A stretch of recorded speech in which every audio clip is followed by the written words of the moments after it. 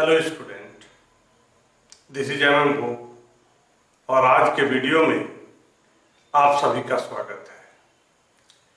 Today's topic is advantages of divisional organisation structure. My dear student, आज आप हमसे पढ़ेंगे advantages of divisional organisation structure, मतलब divisional organisation structure के क्या लाभ हैं। So there are many advantages of divisional organisation structure. Number 1, development of division heads. जब कोई ऑर्गेनाइजेशन डिविजनल स्ट्रक्चर को फॉलो करता है तो सबसे पहला बेनिफिट है जो डिविजनल हेड होते हैं उसका स्किल में डेवलपमेंट होता है, नॉलेज उसका बढ़ता है, एक्सपीरियंस बढ़ती है। डिविजनल ऑर्गेनाइजेशन स्ट्रक्चर में क्या होता है, डिफरेंट प्रोडक्ट होता है, प्रोडक्ट मोर देन वन होता है, एक से अधिक प्रोडक्ट होता है और जितने प्रोडक्ट होते हैं उतने डिविजनल मैनेजर होते हैं और उस डिविजनल मैनेजर के अंडर में 3-4 मैनेजर होते हैं, प्रोडक्शन, मार्केटिंग, फिनांस, पर्सनल। तो ये जो डिविजनल मैनेजर होते हैं ये चारों को गाइड करते हैं और एक जैसी एक्टिविटी कई वर्षों तक करने पर ये जो डिवीजन के हेड होते हैं उसका स्किल में क्या होता है, डेवलपमेंट होता है, नॉलेज बढ़ता है। तो डिविजनल ऑर्गेनाइजेशन स्ट्रक्चर का ये पहला बेनिफिट है कि जो डिवीजन हेड होते हैं उसका क्या होता है, डेवलपमेंट होता है, उसके स्किल में डेवलपमेंट होता है। ऐसा क्यों होता है, क्योंकि उनको एक पार्टिकुलर डिवीजन को मेंटेन करना है उनको, क्योंकि यहां पर जो ऑर्गेनाइजेशन है, ये जो फॉर्म है, कंपनी है, इसमें बहुत सारे डिवीजन हेड हैं। तो हम पार्टिकुलर डिवीजन हेड का बात करते हैं जब कोई प्रोडक्ट का डिवीजन हेड अपने अंडर में जो मैनेजर है उनको कंट्रोल करता है, उनके प्रॉब्लम को सॉर्ट आउट करता है, उनके साथ रिलेशन डेवलप करता है और ये क्रिया बार बार करने से जो डिवीजन के हेड होते हैं उसके स्किल में क्या होती है, डेवलपमेंट होती है। The head of each division looks after all function. जो डिवीजन होते हैं, जो डिवीजन हेड होते हैं, उनका काम क्या है, all function connected with their product. जिस प्रोडक्ट के वो डिवीजन हेड है, जिस प्रोडक्ट के वो क्या है, डिवीजन हेड है, उसमें परचेज का जो काम होता है, देखभाल उनको करना पड़ता है, सेल्स का, एडवर्टीजमेंट का, प्रोडक्शन का, फिनांस का। ये जो डिवीजन हेड होते हैं उसके अंडर में प्रोडक्शन मैनेजर होते हैं, मार्केटिंग होते हैं, फिनांस होते हैं, पर्सनल होते हैं। तो उनके द्वारा जो क्रियाकलाप होती है, जो एक्टिविटी होती है, उसका देखभाल कौन करता है, डिवीजन हेड करता है। और ये डिवीजन जब इस काम को बार बार करता है तो उसका जो स्किल होता है, किसका, डिवीजन हेड का, उसका स्किल में क्या होता है, डेवलपमेंट होता है, विकास होता है। It helps in the development of very skill in A division head. ये जो डिवीजन हेड होते हैं उसके स्किल में क्या होता है, डेवलपमेंट होता है। तो this is the first benefit of divisional organisation structure. Now the second is divisional result can be assess.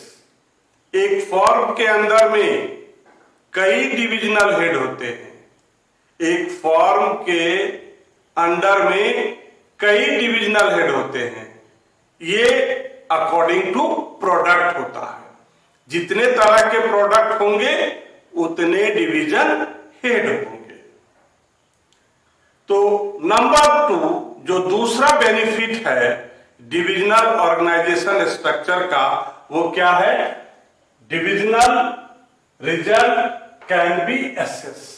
मतलब कि एक डिवीजन में, ऑर्गेनाइजेशन में प्रॉफिट हो रहा है, लॉस हो रहा है, ये जो फॉर्म के ऊपर में जो सीईओ बैठा है वो देख रहा है कि किस डिवीजन में प्रॉफिट हो रहा है और किस में लॉस हो रहा है। तो जिसमें लॉस होगा उसको फॉर्म क्या कर देगी? बंद कर देगी। तो ये कैसे संभव हुआ? ये संभव हुआ डिविजनल ऑर्गेनाइजेशन स्ट्रक्चर से। क्योंकि डिविजनल ऑर्गेनाइजेशन स्ट्रक्चर में क्या होता है? अकॉर्डिंग टू प्रोडक्ट अलग अलग डिवीजन होता है और डिवीजन के अलग अलग हेड होते हैं। तो वो जो हमारा सीईओ है, जो डिवीजन मैनेजर के ऊपर में जो बैठा हुआ है, वो सारे डिविजनल मैनेजर को वॉच करता है, देखभाल करता है। तो वो देखता है कि किस डिवीजन में प्रॉफिट हो रहा है और किस में लॉस हो रहा है। तो जिसमें उसको पता चलेगा कि लॉस हो रहा है, वैसे डिवीजन को वो क्या कर देगा? बंद कर देगा। इसलिए कहा गया है नंबर 2 में divisional result can be assess. Divisional organisation structure का ये दूसरा बेनिफिट है कि डिविजनल में क्या हो रहा है, प्रॉफिट हो रहा है या लॉस हो रहा है, तो उसका असेसमेंट होता है। All the activities of each division are carried out independently. सारे डिवीजन हेड अपने अपने प्रोडक्ट के लिए इंडिपेंडेंट है, कंट्रोल करने के लिए। जो उसके अंडर में जो marketing, product, finance, personal manager है, वो इंडिपेंडेंट है, वो सेल्फ डिसीजन ले सकता। क्योंकि यहां पर हम बात कर रहे हैं एक ऐसे फॉर्म का जिसमें मोर देन 1 प्रोडक्ट हो और वहां पर इंप्लीमेंट क्या हुआ है? Divisional organisation structure. तो क्या है, जितने भी डिवीजन होते हैं वो अपने डिवीजन का हेड होते हैं, इंडिपेंडेंट होते हैं और उसका डिसीजन वो खुद ले सकते हैं। Hence the divisional result profit और loss can be assess easily. तो यहां पर क्या है, आराम से रिजल्ट पता चल रहा है कि बिजनेस में प्रॉफिट हो रहा है या लॉस। जैसे कि मैंने एग्जांपल में पहले बताया था कि मान लीजिए कोई इलेक्ट्रॉनिक गुड्स का डिवीजन है और कोई स्टेशनरी का है, तो दोनों का अलग अलग डिवीजन हेड होता है, लेकिन जो सीईओ है उसको पता चल रहा है किसमें प्रॉफिट हो रहा है, किसमें लॉस हो रहा है। तो ये संभव कैसे हुआ? डिविजनल ऑर्गेनाइजेशन स्ट्रक्चर से। और जिसमें पता चलता है कि लॉस हो रहा है तो उसको क्या करेगी? फॉर्म बंद कर देगी। On this basis an unprofitable division can be close. और जिसमें पता चलेगा कि जिस डिवीजन में लॉस हो रहा है उसको क्या करेगी? फॉर्म बंद कर देगी। Now advantage number 3, quick decision making. जिस ऑर्गेनाइजेशन में, जिस फॉर्म में, जिस कंपनी में फॉलो होता है किसका? डिविजनल ऑर्गेनाइजेशन स्ट्रक्चर का, वहां पर डिसीजन आसानी से और इफेक्टिव होता है। My dear student, we are talking about advantages of divisional organisation structure. Point number 3, quick decision making. Divisional organisation structure जहां पर हो वहां पर डिसीजन फटाफट लिया जाता है, जल्दी लिया जाता है, और वो भी क्या होता है? इफेक्टिव होता है, बहुत अच्छा होता है। ऐसा क्यों होता है? Every division is independent in itself. जैसा कि आप जानते हैं, डिविजनल ऑर्गेनाइजेशन स्ट्रक्चर में अकॉर्डिंग टू प्रोडक्ट डिवीजन होता है। कोई एक पार्टिकुलर प्रोडक्ट का एक डिवीजन होता है। The divisional manager can take any decision regarding his division independently without consulting other divisional manager. जो दूसरे प्रोडक्ट के मैनेजर हैं, उनसे ये जो डिविजनल मैनेजर हैं, उनको उससे पूछने की कोई जरूरत नहीं है, क्योंकि ये जो डिवीजन होते हैं, डिवीजन हेड होते हैं, ये पार्टिकुलर प्रोडक्ट के ऑल इन ऑल होते हैं। उसके अंडर में जितने भी एक्टिविटी होती है, फंक्शन होते हैं, उसकी ये सारी देखरेख करती है। और अगर उनको अपने डिवीजन में किसी तरह का डिसीजन लेने की जरूरत पड़ी, तो दूसरे डिवीजन के हेड से पूछने की या जानने की, सलाह लेने की कोई जरूरत नहीं है। एज ए रिजल्ट क्या होता है? यहां पर डिसीजन क्विकली होता है और इफेक्टिव होता है। Now advantage number 4, easy expansion. अगर ये फॉर्म चाहेगी कि हम एक अलग प्रोडक्ट बनाएं, तो एक अलग डिवीजन बनेगा। ऐसा करने से जो पहले से एग्जिस्टिंग प्रोडक्ट है या डिवीजन है, उसमें किसी तरह का कोई छेड़छाड़ करने की आवश्यकता नहीं है।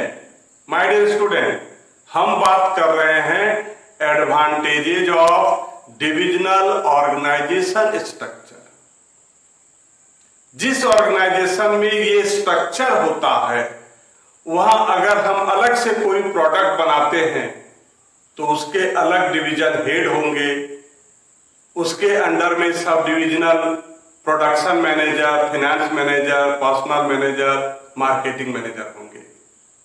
इससे नए प्रोडक्ट के इन्वेंशन से, नए प्रोडक्ट का उस फॉर्म में लाने से, एक्सपेंशन करने से, जो हमारा पहले से डिवीजन है, उसमें किसी तरह का कोई छेड़छाड़ करने की आवश्यकता नहीं है।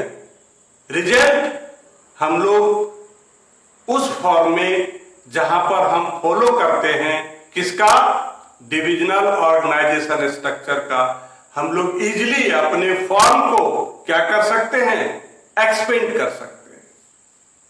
For every product a separate division is open. जैसे ही हम एक नया प्रोडक्ट लाएंगे, तो हमको एक नया डिवीजन बनाना पड़ेगा। If a company wants to introduce easily without disturbing the existing division, और वो इजीली वो प्रोडक्ट को इंट्रोड्यूस कर सकता है बिना किसी छेड़छाड़ के। किसको?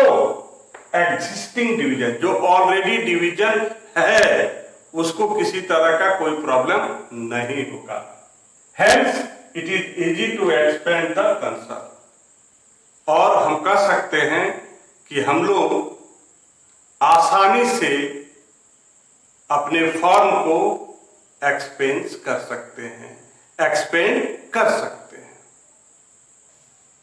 Now disadvantages of divisional organisation structure. My dear student, अब हम लोग बात करेंगे डिविजनल ऑर्गेनाइजेशन स्ट्रक्चर के दोष के बारे में। Disadvantage number 1, conflict between division head. Divisional organisation structure में इसका सबसे पहला दोष है, डिसएडवांटेज है, कि जो डिवीजन हेड होते हैं उसके बीच में लड़ाई हो जाती है। क्या है पहला डिसएडवांटेज?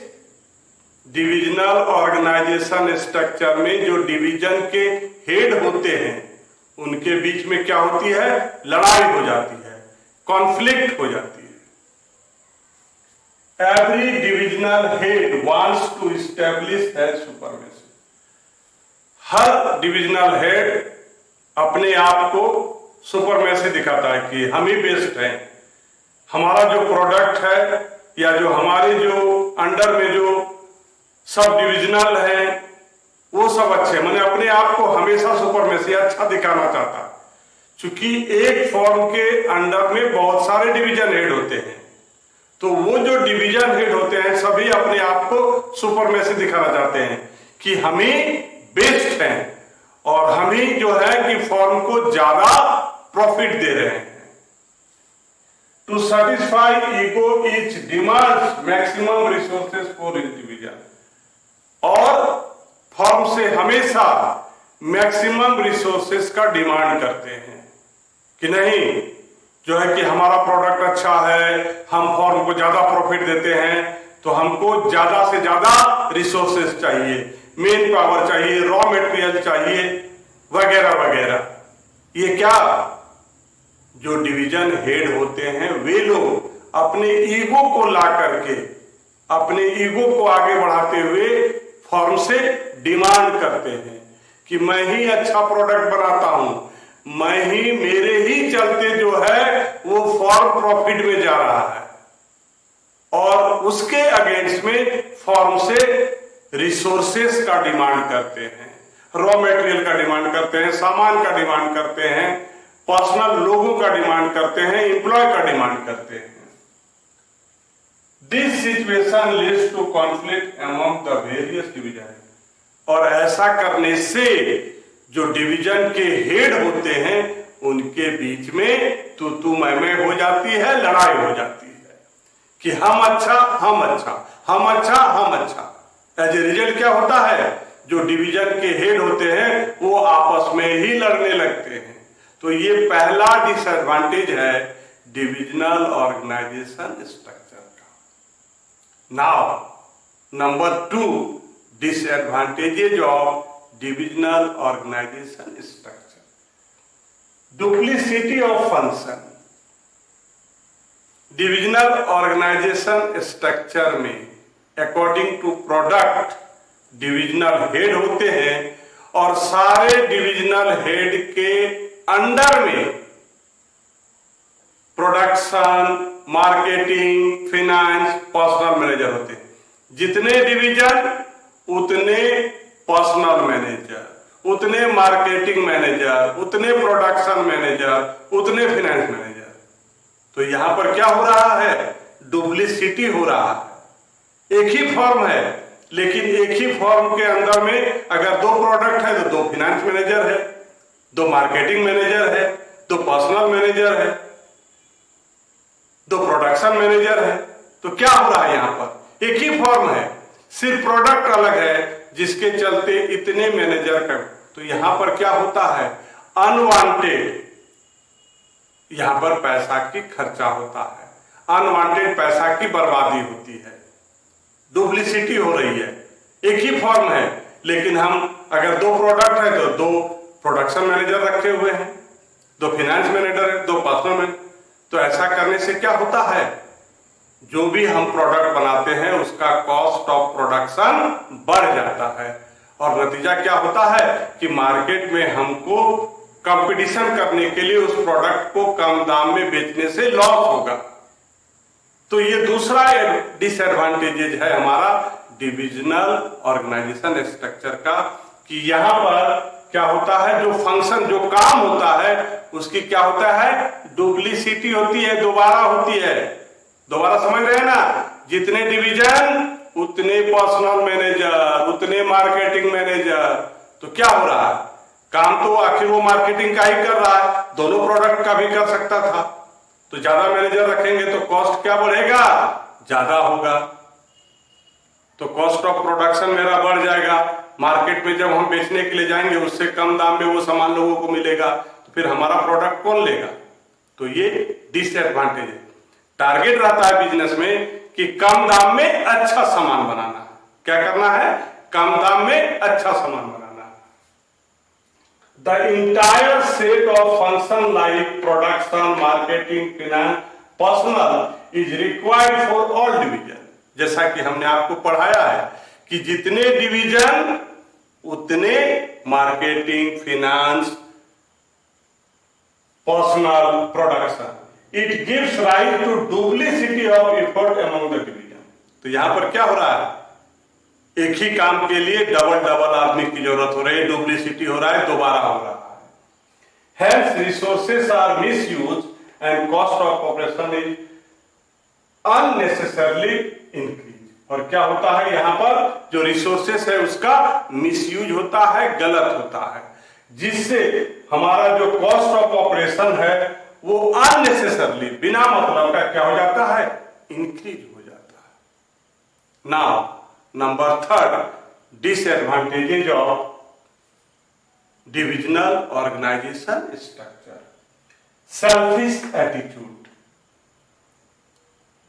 जहां पर डिविजनल ऑर्गेनाइजेशन स्ट्रक्चर होता है वहां पर एटीट्यूड क्या होता है, सेल्फिश होता है।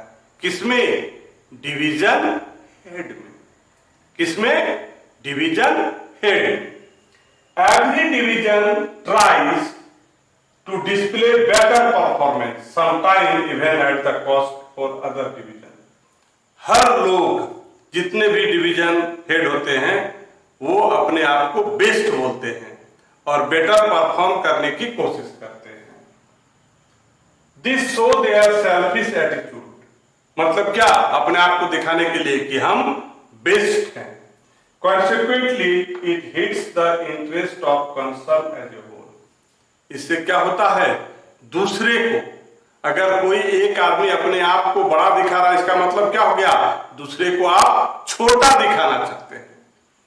तो ऐसे ऑर्गेनाइजेशन स्ट्रक्चर में क्या होता है, सेल्फिश एटीट्यूड होने से जो दूसरे डिविजनल हेड होते हैं उसको ठेस पहुंचता है, उसको खराब लगता है। जब एक बंदा अपने आप को ठीक कहेगा तो कब ठीक कर सकता है, जब आप दूसरे को बुरा बोलिएगा। तो यहां पर क्या होता है, it hits the interest of concern as whole. तो पूरे ऑर्गेनाइजेशन में और भी डिवीजन हेड होते हैं, दूसरे को दुख पहुंचता है और जिससे क्या होता है, पूरे फॉर्म के लिए ये प्रॉफिट की बात नहीं है, लॉस की बात है। तो माय डियर स्टूडेंट, अभी आप हमसे पढ़ रहे थे advantages and disadvantages of divisional organisation structure. Now my dear student, अगर आपको मेरी वीडियो अच्छी लगती है तो प्लीज मेरे चैनल को सब्सक्राइब कीजिए। Thank you.